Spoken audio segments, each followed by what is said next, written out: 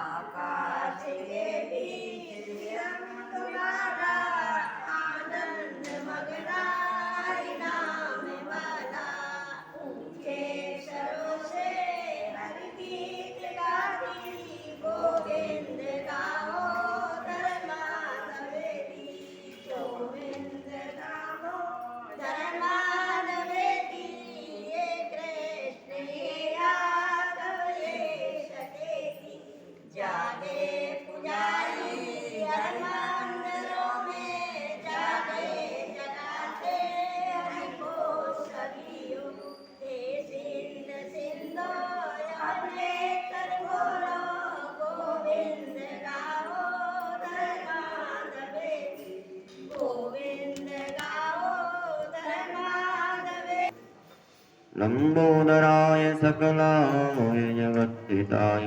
नागाननाय यज्ञविभूषिताय गौरीसुताय गणनाथ नमस्ते। वन्दे देवउमापतिं सुरगुरुं वन्दे जगत्कारणं वन्दे पन्नगभूषणं मेघधरं वन्दे पशूनां पतिं वन्दे सूर्यशशाङ्कमन्यनयनं वन्दे मुकुन्दप्रियं वन्दे भक्तजनाश्रयं च वरदं वन्दे शिवं शङ्करम्।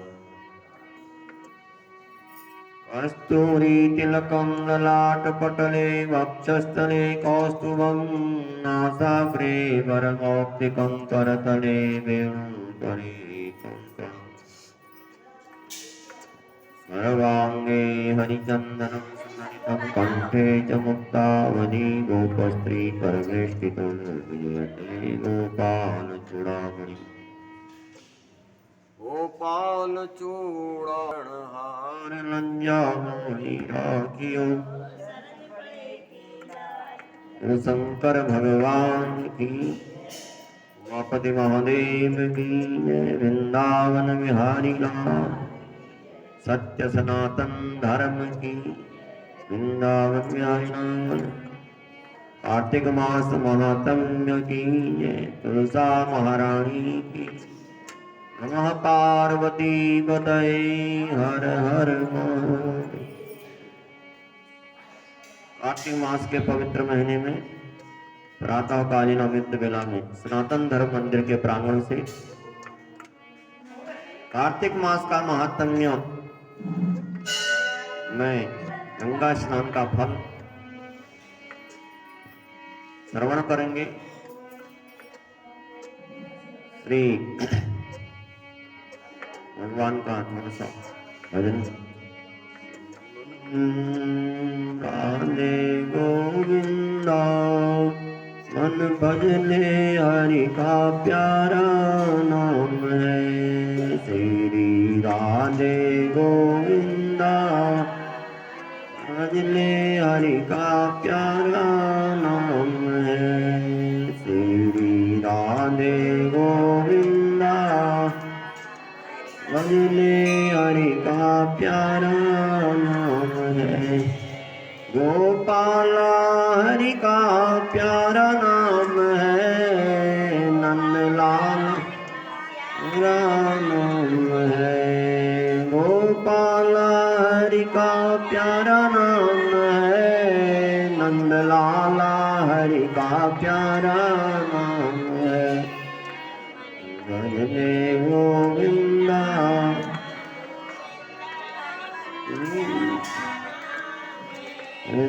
श्री राधे गोविंदा भजने हरि का प्यारा नाम है। भजने गोविंदा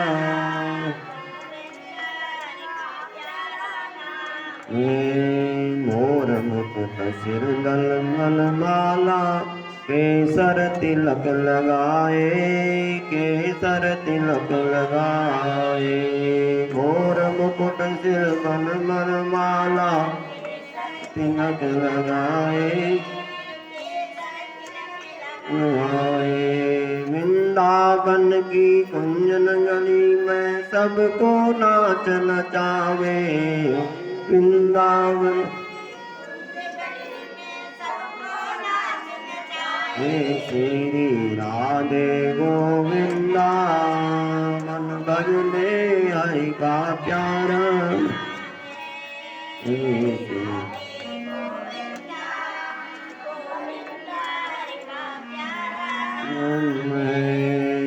जय नंद लाला जय गोपाला जय नंद लाला जय गोपाला श्री राधे गोविंदा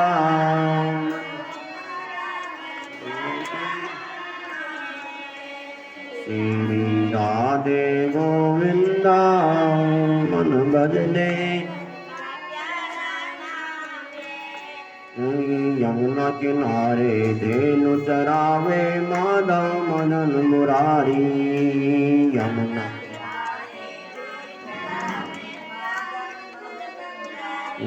यमुना किनारे धेनु चरावे माधव मुरारी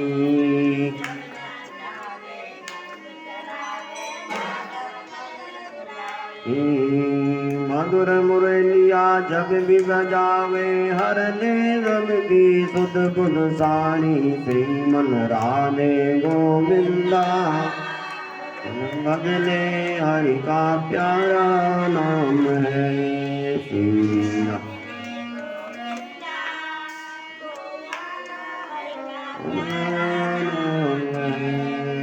गोपाला हरि का प्यारा नाम है लाला हरि का प्यारा नाम है गोपाल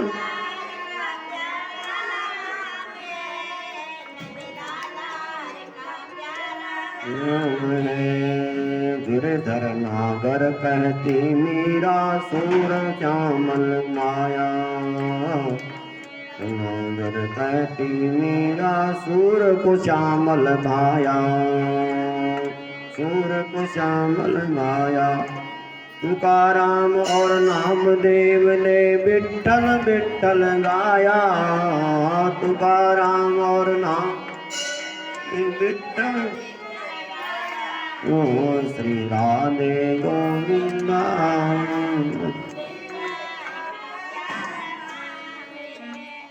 राधे गोविंदा नाम है राधा शक्ति बिना न कोई श्यामल दर्शन पावे राधा शक्ति बिना न कोई श्यामल दर्शन पावे श्यामल दर्शन पाए आराधन कर राधे राधे काना भागे आए श्रीमन राधे गोविंदा भजने हरि का प्यारा नाम है श्री राधे नाम है कृष्ण कन्हैया कार्तिक मास महात्म्य की वाणी की जय गंगा मैया की जय। कार्तिक स्नान में गंगा स्नान कराते हैं आपको है गंगा मैया की जय हो। गंगा स्नान का फल गंगा की कहते हैं कि भगवान के चरणों से निकली हुई गंगा कहाँ से उत्पन्न हुई कैसे उत्पन्न हुई। भगवान का चरण कमल कहते हैं भागो देव समम तो श्रियम। गंगा की उत्पत्ति के बारे में बताया जब भगवान वामन दैत्यराज बलि का ऐश्वर्य छीनने के लिए विष्णु भगवान अदिति के पुत्र के रूप में वामन रूप में जन्मे तो उस समय शुक्राचार्य ने कहा तवाधारम समायाति मया सुरेश्वरो न किंचित दातव्यम मनमतम शृणु भूपते। भगवान अदिति के पुत्र के रूप में आए हैं बलि के उसमें वामन रूप में और शुक्राचार्य ने कहा बलि से कि हे दैत्यराज बलि ये वामन जो है, ये विष्णु है, ये मांगने के लिए आए हैं, तो इनको कुछ देना मत, ये छल कपट के लिए आए हैं। तो शुक्राचार्य जो दैत्यों के गुरु हैं वो कहने लगे कि राजन मेरी बात सुनो, मेरी मेरा मत सुनो। क्या है? आत्मबुद्धि सुखाय गुरु बुद्धि विशिष्ट पर बुद्धि विनाशाय स्त्री बुद्धि प्रलय गतः। शुक्राचार्य ने कहा दैत्यराज बलि से, दैत्यराज बलि अपनी बुद्धि से गुरु की बुद्धि बहुत श्रेष्ठ होती है और गुरु जो कहे उसको करना चाहिए, और पराई बुद्धि के सहारे चलने वाला नाश को प्राप्त होता है, और स्त्री की बुद्धि तो घर में प्रलय करा देती है। अगर स्त्री के बुद्धि के अनुसार चलोगे तो कहते हैं कि वह तो घर में प्रलय कराती है, झगड़ा कराती है आपस में, भाइयों भाइयों में, परिवार में, एक साथ इकट्ठा नहीं रहने देती। तो इसलिए स्त्री बुद्धि के अनुसार नहीं, दूसरे की बुद्धि के अनुसार नहीं, गुरु की बुद्धि सबसे श्रेष्ठ होती है। इसलिए मैं तुमको बता रहा हूं कि इनको कुछ देना नहीं। और क्योंकि ऐसे हितनाशक किसी के काम नहीं आते। तो बलि को जब शुक्राचार्य ने समझाया तो बलि कहने लगे कि एवं गुरु न वक्तव्यम धर्म मार्ग विरोधतः यद्यते स्वयं विष्णु स्माधिकम परम। शुक्राचार्य ने कहा कि ये भगवान विष्णु ही वामन रूप में आए हैं छलने के लिए, तुमको देना नहीं चाहिए। तो बलि ने कहा ये बात आपकी ठीक नहीं है, आपकी बात मेरे को जमी नहीं, ऐसी धर्म की विरोधी बातों को मत कहिए, क्योंकि स्वयं भगवान विष्णु आए हैं तो कुछ दूं, तो इससे अच्छी बात क्या होगी। विद्वान लोग जिन भगवान की प्रसन्नता के लिए यज्ञ करते हैं, भगवान के दर्शन हो जाए, भगवान प्रसन्न हो जाए, इसीलिए मनुष्य यज्ञ करते हैं, जब करते हैं तब करते हैं। और अगर वो साक्षात मेरे दरवाजे पर आए हैं तो इससे अच्छी बात क्या हो सकती है। आप इस प्रकार की बातें हैं गुरु मत करें। शुक्राचार्य से कहा मेरे बराबर भाग्यशाली कौन होगा जिसके दरवाजे पर भगवान पधारे हैं। कहते हैं कि मनुष्य को कुछ ऐसा समय नहीं जाना चाहिए जिस दिन उसका खाली हाथ हो। दरिद्र व्यक्ति में कुछ न कुछ दान दे, जो भी देता है उसका अक्षय होता है, बहुत कभी नष्ट नहीं होता। विष्णु भगवान का स्मरण करने मात्र से दुष्ट चित्त वाले व्यक्तियों का भी पापी आत्मा भी पवित्र हो जाती है। अगर पापी व्यक्ति भी भगवान का नाम ले लेता है तो वह भी शुद्ध हो जाता है। बलि ने कहा कहिए जिह्वाग्रे वर्तते यस्य हरिरित्यक्षरं द्वयम्। जिसकी जिह्वा में दो अक्षर का नाम, भगवान का दो अक्षर का नाम है हरि, ये हरि नाम विद्यमान रहता है, हरि हरि ही पुकारता है, वो उसको विष्णु लोक प्राप्त होता है। जो हरि नाम का जप करते रहते हैं उन्हें पुनरागमन से छूट जाते हैं, उनका आवागमन का चक्कर छूट जाता है। उसके बाद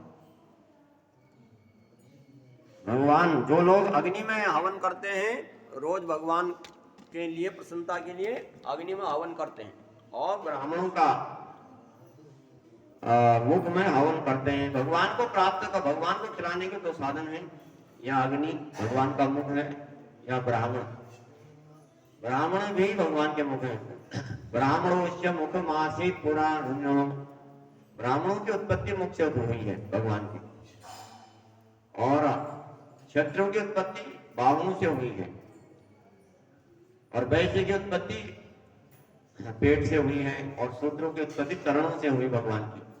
तो भगवान के चार अंग है। तो ब्राह्मण भगवान के मुख हैं, इसलिए ब्राह्मणों के मुख में हवन करते हैं, ब्राह्मणों के मुख में भोजन कराते हैं। भगवान विष्णु उन पर कृपा करते हैं। बलि ने कहा मैं विष्णु भगवान की संतुष्टि के लिए यज्ञ कर रहा हूं। मैं यज्ञ किसने कर रहा हूं? वामन भगवान पधारे हैं तो यज्ञ उन्हीं के लिए कर रहा हूं। आप कह रहे हैं कि कुछ मत देना, मैं धन्य हो गया। तो दैत्यराज बलि जब इस समय कह रहे थे, शुक्राचार्य ने समझाया था, उसी समय वामन भगवान उस यज्ञ मंडल पर पधार गए। और वामन भगवान की जय। तो वामन भगवान पधार गए और प्रविष्ट हो गए। और विष्णु भगवान के आने पर बलि ने भगवान का स्वागत किया और आंसुओं से पूर्ण होकर के, नेत्रों में आंसू भर करके कहा, बलि कहने लगे, अद्य में सफलम जन्मम अद्य में सफलो मकः जीवन सफलम वेद्य कृतास्मि न संशय। बलि जो है भगवान से प्रार्थना करने लगा कि आज मेरा जीवन धन्य हो गया, आज मेरा जीवन लेना सफल हो गया। मनुष्य की सफलता तभी है जब भगवान के दर्शन हो जाएं, तो मनुष्य जन्म की सफलता मानो। तो आज भगवान मेरे यज्ञ मंडप पधारे, भगवान के दर्शन हुए, मेरा जीना ही सफल हो गया। पूर्व जन्म के पुण्य के प्रभाव से आज भगवान का दर्शन हुआ, मैं कितना भाग्यशाली हूं। तो बलि भगवान से कहने लगा, आज्ञा दीजिए, क्या करूं, क्या सेवा करूं प्रभु, मैं आपका सेवक हूं, क्या करूं। तो वामन भगवान कहने लगे, देहि में तपस्वी स्थातुम भूमि त्रिपद्मात्रिकाम एतत्पामलिं प्राहो राज्यं यथा वन्ति।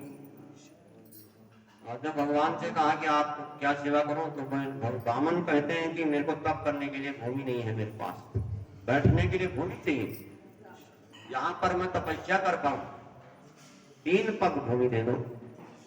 यह सुनकर के बलि हंसने लगा। बलि ने कहा, प्रभु ये क्या बात, आप इतने छोटे और आपका 3 पग कितना होगा, 3 पग भूमि, आपने पूरा राज्य क्यों नहीं मांगा। यज्ञ करने के बाद मुझे अतिथि आ जाए तो उसको कोई मांगे तो देना चाहिए, हैं? हम अभी अभी पूजा पाठ करके बाहर आए हैं और कोई मांगने वाला दरवाजे पर है, वह देना चाहिए। कर्ण जो है भगवान सूर्य की आराधना करता है और सूर्य की आराधना करने के बाद जब आता है बाहर, तो जो अतिथि आता है उसको दे देता है, जो भी मांगने के लिए आता है। तो भगवान तभी तो पधारे थे उसके, जब सूर्य की आराधना करके बाहर ही निकला था, तब कवच कुंडल मांग नहीं थे। तो बलि कहता है कि मैं यज्ञ कर रहा हूं और आपने पूरा राज्य क्यों नहीं मांगा, कोई गांव मांग लेते, कोई शहर मांग लेते, धन मांग लेते जितना। राजा बलि के शब्दों को सुनकर के भगवान कपट गयधारी विष्णु ने वैराग्य भाव से प्रदर्शित करते हुए, वैराग्य दिखाते हुए कहा, उनको ऐसा लगा कि वैराग्य देखा। वामन भगवान कहने लगे, वामन वाचः शृणुते तेन्द्र वक्ष्यामि गुह्यात् गुह्यमिदं वचः सर्वसंग विहीनानां किमर्थं साध्यते वदः। वामन भगवान कहते हैं कि हम तो सन्यासी लोग हैं, जिन्होंने सारा घर बार छोड़ दिया, वो बड़े बड़े महल बना दे, तो वह सन्यासी का क्या नाम का है, घर छोड़ दे और बड़े बड़े महल हो गए सन्यासियों के आजकल, हैं? वो सन्यासी के, वो उसको जिसने अपना घर त्याग करके भगवान के भजन में लग गया, उसको धन से क्या लेना। और मेरे लिए सब कुछ मैं के बराबर है, सोना भी मेरे लिए मिट्टी के समान है, मेरे लिए सब कुछ बराबर है। ये वामन कहने लगे, ये क्षत्रियों का भूमि है और क्षत्रियों के अधिकार में रहना चाहिए। शांत चित्त वाले पुरुषों को सब अपने आत्मवत देखते हैं, ऐसे अभिन्न आत्माओं वालों को दांता कोई क्या दे सकता है। तो वामन कहने लगे, क्षत्रियों को चाहिए कि जो भूमि उनको मिली है उसमें से कुछ भूमि दान करें, है? और ब्राह्मणों को दे, और ब्राह्मणों को भी चाहिए कि अपने जो मिला हुआ उसका 6वां भाग दान कर दे। इतना आपको दान में मिला, उसका 6वां हिस्सा ब्राह्मणों को भी दान करना चाहिए। भूमि दान का जो महत्व है उसके बारे में सुनो। भूमि दान आप जो 12 दान है, भूमि दान है, कन्या दान है, गोदान है, तिल दान है, स्वर्ण दान है? 12 दानों में भूमि दान सबसे उत्तम है, गोदान से भी बढ़ करके। और भूमि दान का महत्व क्या है?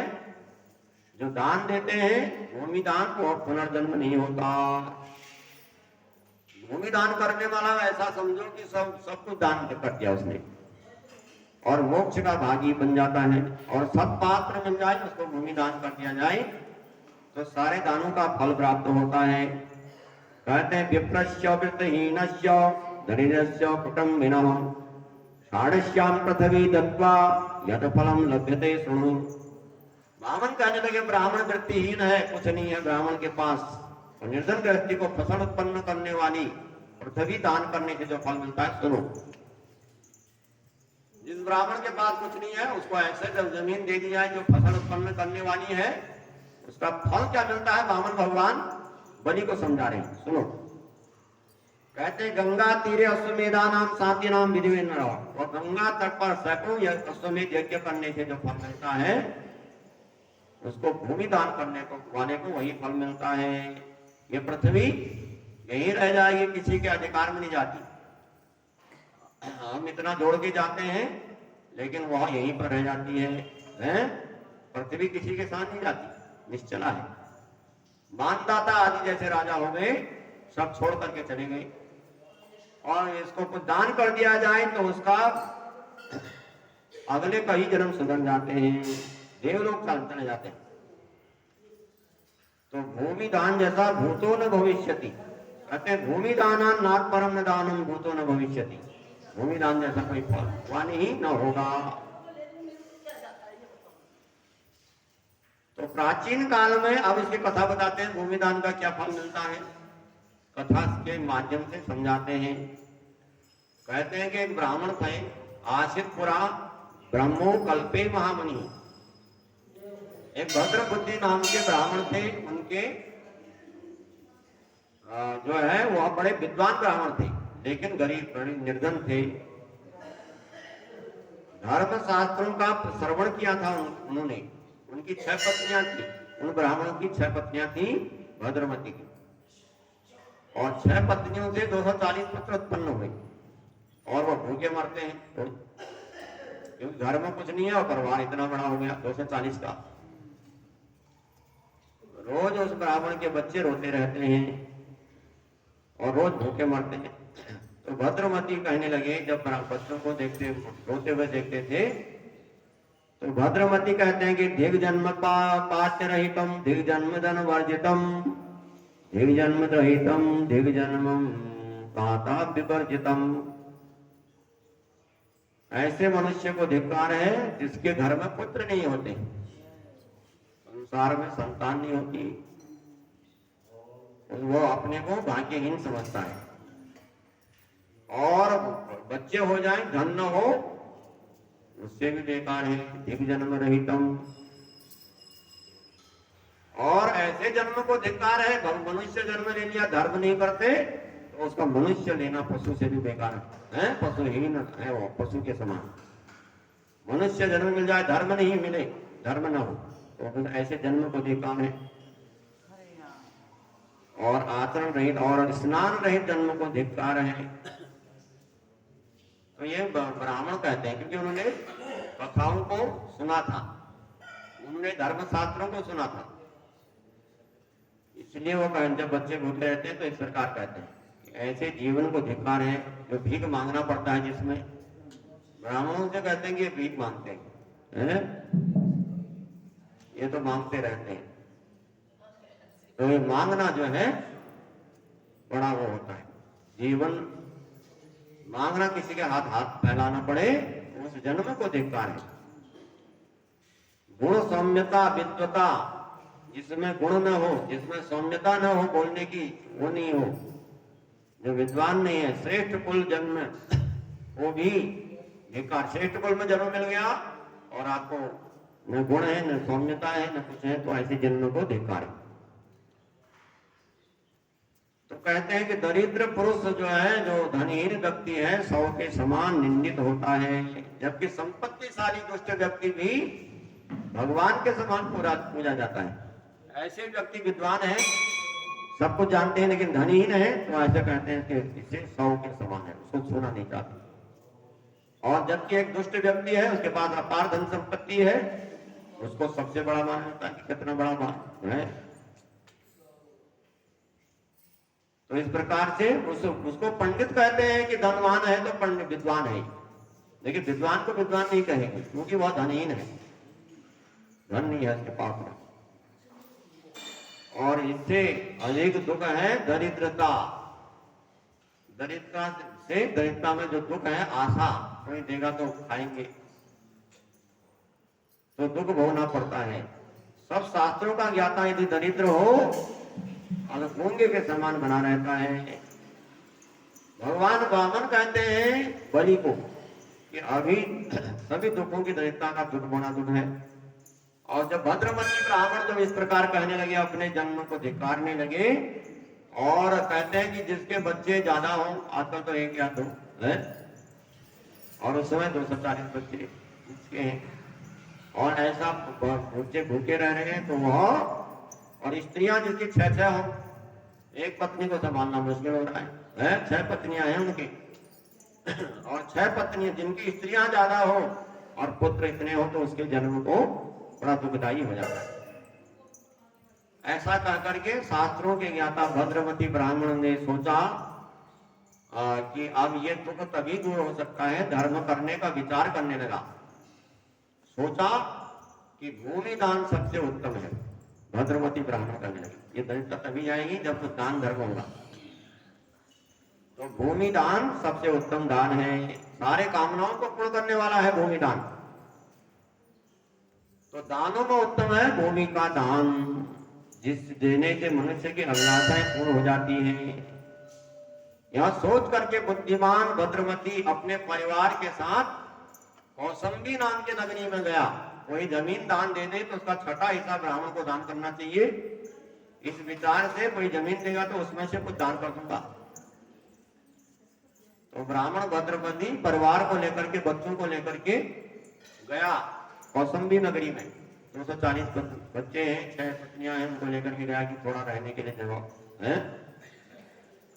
तो वहां का राजा था सुघोष, संपत्तिशाली था ब्राह्मण के।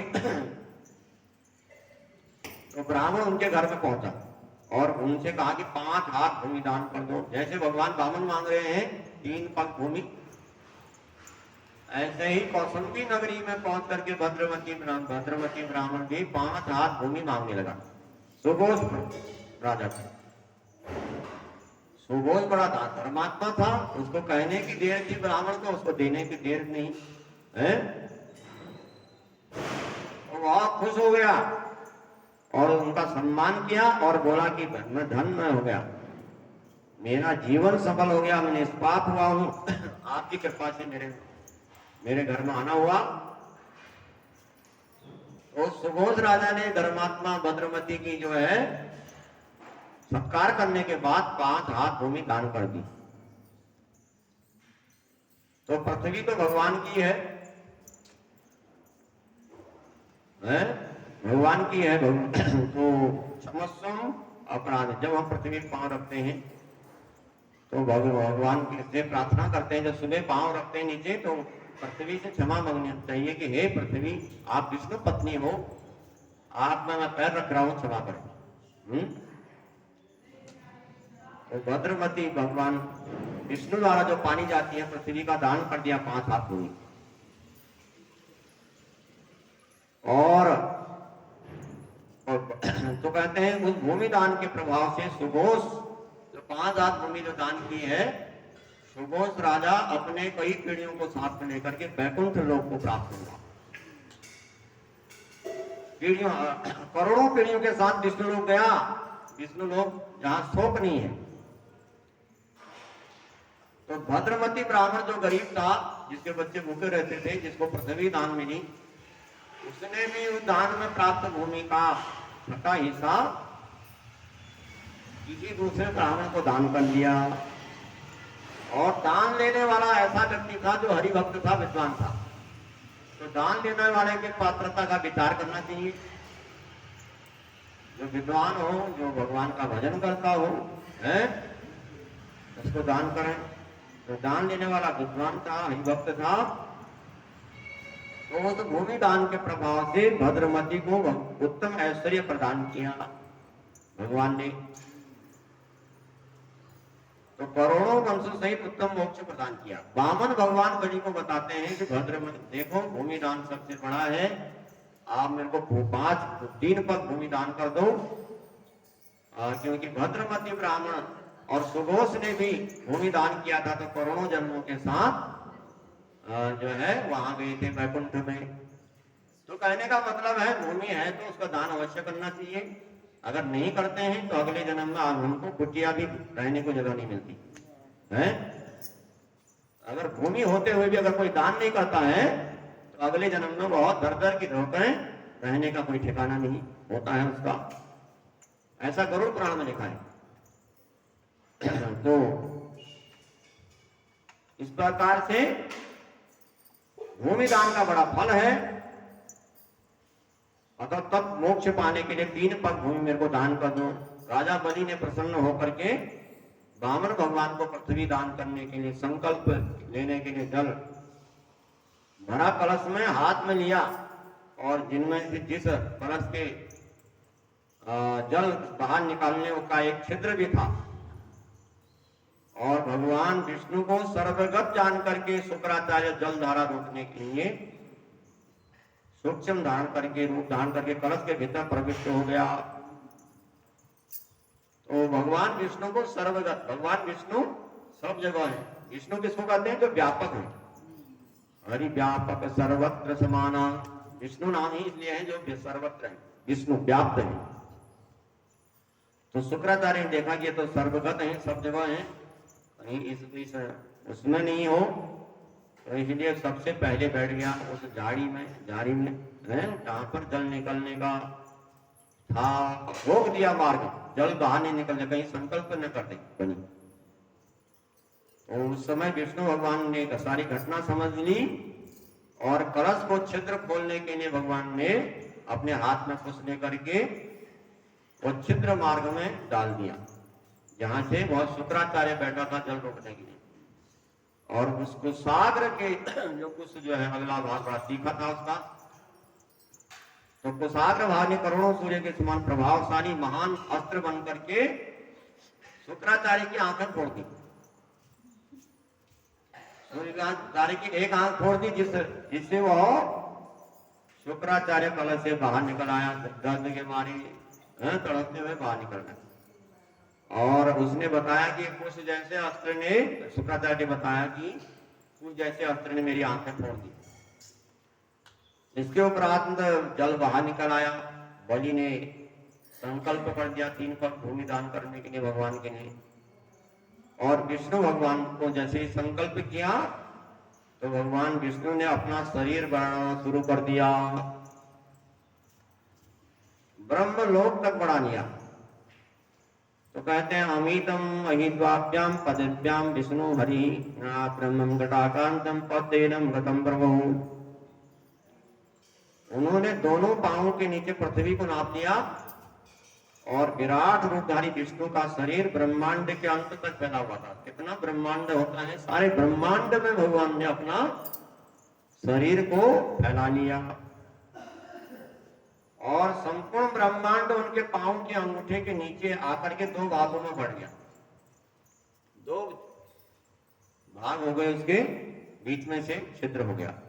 भगवान के 2 पैरों के भार से पृथ्वी फट गई, और क्या हुआ, उससे जल धाराएं फूट पड़ी भगवान विष्णु के चरणों के नीचे से।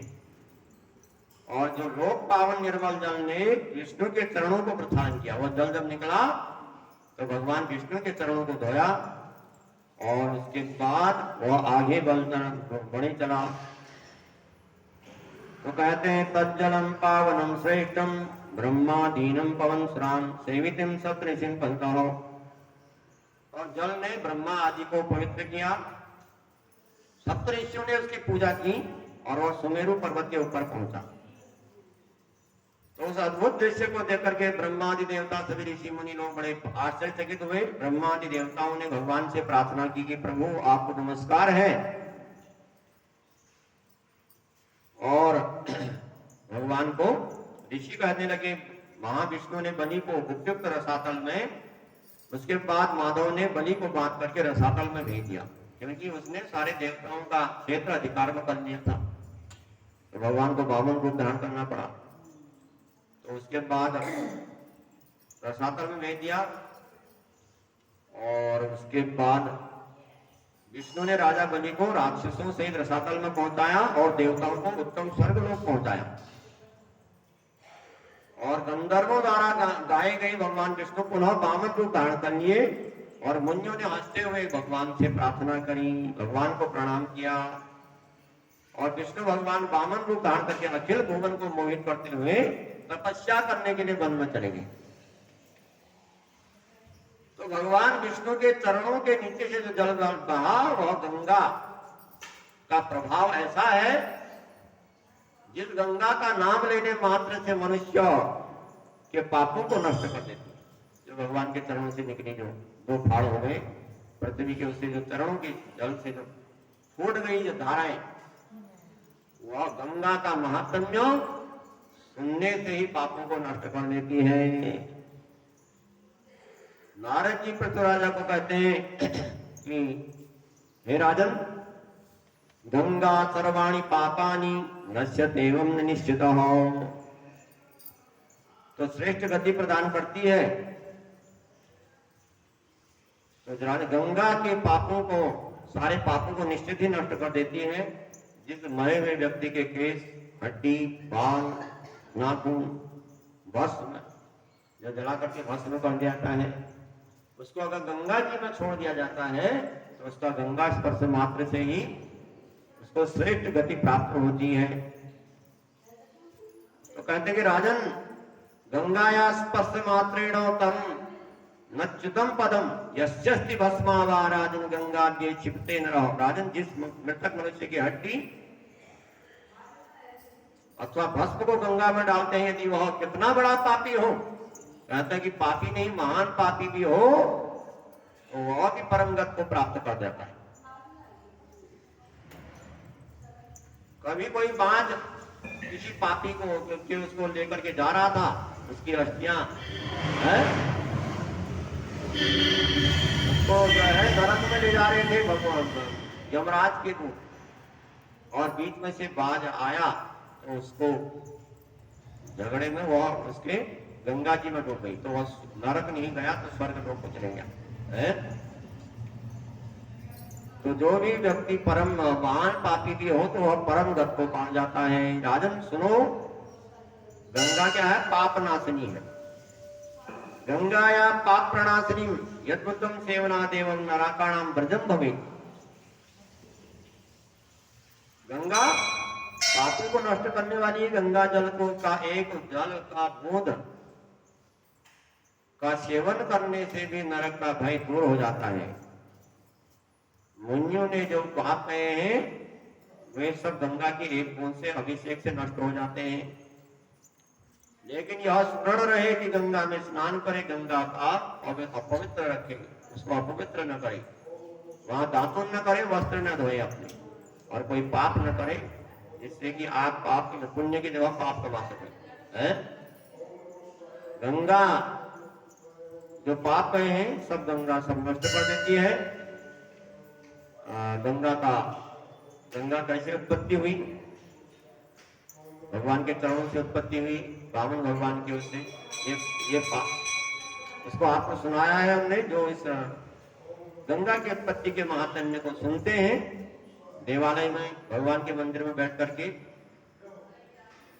उनको बड़ा अश्वमेध यज्ञ करने का फल मिलता है और गंगा स्नान करने का भी फल उनको प्राप्त हो जाता है। तो गंगा स्नान आपको कराया है आज का। एक तो कथा भी गंगा है और दूसरी गंगा की कथा, दोनों को पाप नाश करने वाली है।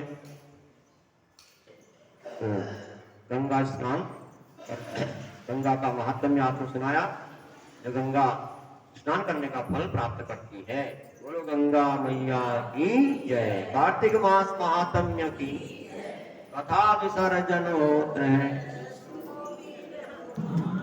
राम लखन सिया जानकी सदा करो कल्याण सी हरे राम जय जय राम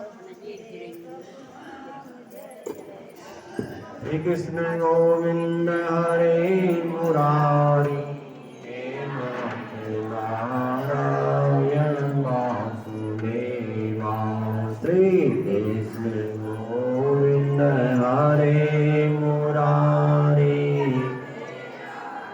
नारायण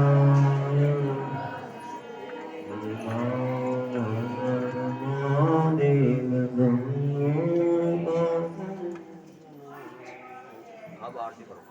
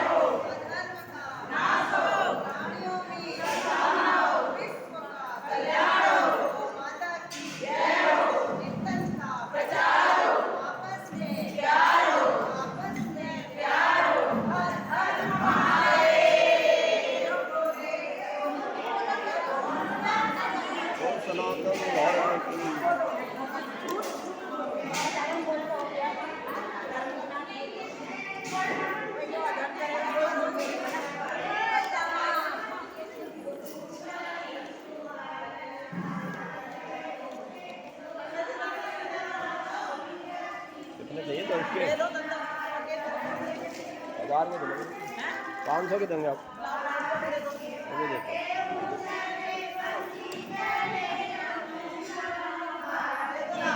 अभी नहीं है मेरा